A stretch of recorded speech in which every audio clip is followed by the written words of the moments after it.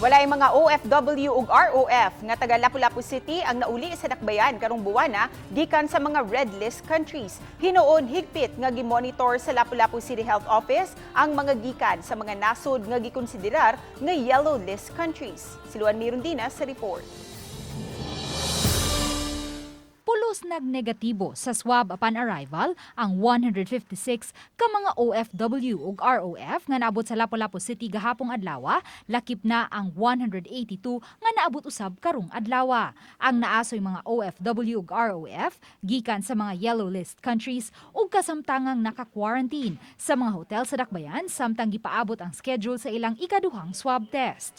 Gitataw sa City Health Officer nga bisan pa man kung pulos nagnegatibo sa COVID-19 ang naasoy mga ROF ug OFW, padayon gihapon nila kining gi-monitor aron makasiguro nga dili makasulod sa dakbayan ang Omicron variant, ilabi na kay nahimutang dinhi ang international airport.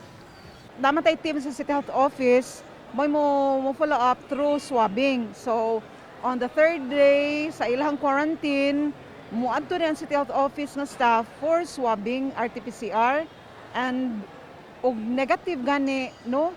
One time nga pwede na sila makauli. Pero amo gihapon silang i-monitor. Nunot sa Omicron variant, nagpatuman ang Pilipinas og travel ban alang sa 14 ka mga nasod nga ana sa red list ug gipamonitor ang mga OFW ug ROF nga gikan sa maong mga nasod ug nakasulod sa Pilipinas 14 ka adlaw sa wala pa ang Nobyembre 28. Wala hinoy direct flights sa Mactan Cebu International Airport gikan sa mga red list countries ug wala usay mga OFW ug ROF nga taga Lapu-Lapu City ang naabot sa dakbayan gikan sa maong mga nasod. Karong adlaw, ang ikaunom nga adlaw nga way natalang bag-ong kaso sa COVID-19 sa dakbayan ning buwan sa Nobyembre ug 19 na lang usab ang aktibong kaso sa COVID-19. Uban ni Marlon Melgazo, Luan Merondina, Balitang Bisdak.